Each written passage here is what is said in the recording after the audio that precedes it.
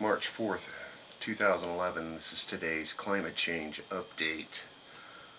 Let's start at earthchanges.net tonight. They got a story. Canada, high winds disrupt travel, knock out power. A windstorm forced cancellation of ferries and seaplanes and took out power to tens of thousands of the Vancouver Island homes on Wednesday, but did not pack the punch expected by meteorologists. Environment Canada had forecast sustained southerly winds of 70 to 100 kilometers per hour with peak gusts from 100 to 140.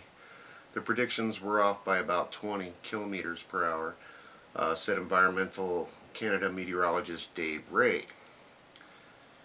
It was definitely one of the stronger storms of the season, but it wasn't busting any kind of records. The system was just a little further outshore and north than expected. So that's good news. They still lost power and whatnot. Earth trembles again in southwest Iceland. An earthquake measuring 3.7 magnitude on the Richter scale hit 1 kilometer northeast of Christchurch on a peninsula of southwest Iceland yesterday, and the tremor could clearly be felt in the capital region. They've been having ongoing serious earthquakes. Not too long ago, a swarm of 800 in a 24-hour period. Another story, dolphin and manatee deaths baffles scientists. Near record numbers of manatees have died in Florida waters in early 2011. The second straight year above average deaths, alarming officials who are also puzzled by the surge of dolphin fatalities along the Gulf Coast. This is a mystery to them. Try several million gallons of corrugated or barrels of corrugated, along with several 100 million barrels of oil, methane, and God knows what else that came out of that damn well. 1,000 cankers disease detect in Eugene tree. Eugene's urban forest is facing a very serious threat from a new disease called 1,000 cankers disease that is killing black walnut trees in 8 western states. This is in the upper northwest, California, Oregon, Washington State, looks like Idaho.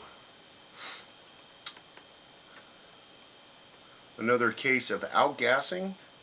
Portland, U.S. Mysterious odor forces Hall kindergartners to move to a new classroom.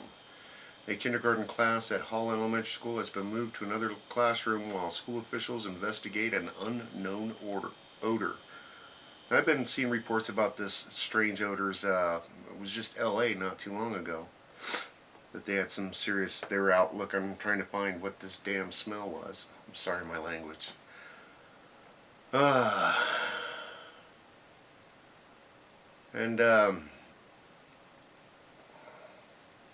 Here's a strange weather story. Southeast of England suffered darkest winter on record. That's the darkest winter since records began for the Southeast England, experts have said. The Met Office revealed that the sun shined 40% less than usual between December and the end of February. London was particularly gloomy, with only 98.2 hours of sunlight at Heathrow over the period, making it the darkest winter since monitoring began in 1957. Well, that hasn't been too long. However, the northwest was unusually bright, while Northern Ireland enjoyed 223 hours of sun, 62% more than average.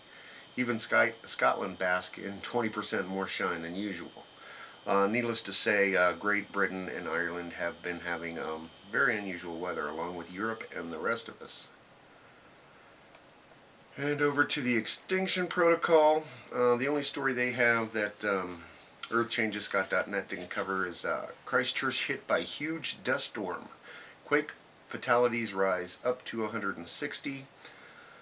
March 3rd, Christchurch, strong winds whipped up huge dust clouds and earthquake hit Christchurch Wednesday, said officials defending the devastated city building standards. Gusts of 70 kilometers per hour, 45 miles an hour for us Americans, buffeted emergency crews in the ruins of the New Zealand's second largest city, hampering the search for bodies and amid fears of masonry dislodging and trees toppling. In some places it was difficult to stand up. You look across the city and see these enormous clouds of dust blowing down the main avenues. It's been a terrible day, Mayor Bob Parker said. The winds stirred an estimated 200,000 tons of silt and sand pushed up from the ground after the power of the February 22nd quake loosened the bond between the soil particles in a process called liquefaction, and they did have reports of the earth turning into a gray mud and just come oozing out of the streets.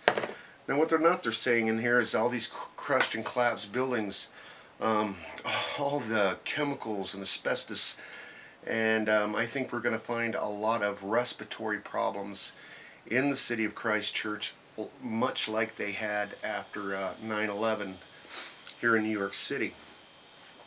There is a lot of bad things in the air down there right now. And the only other thing I have today is a earthquake, Pacific Ocean, West Philippines. Now this is on UB Alert or Disaster Alert Network. A magnitude 5.7 quake hit the Surigao area right before midnight, causing power blackout in at least 2 towns, prompting the preemptive evacuation of residents in coastal areas. The Philippine Institute of Volcanology and Seismology said damages and aftershocks were expected from the quake, which was recorded at 11:11 p.m. and was tectonic in origin. Many people are frightened. Many run outdoors. Some people lose their balance. Motors feel like driving on flat tires. Heavy objects of furniture move across to be shifted. Small church bells may ring. Blah blah blah. They had a pretty extensive quake. 5.7's no joke, and the story goes on and on. So that's about it for today. I know it's a pretty quick one. If I missed anything, please let me know. Other than that, I'll talk to you tomorrow. 7 minutes, not so quick, huh?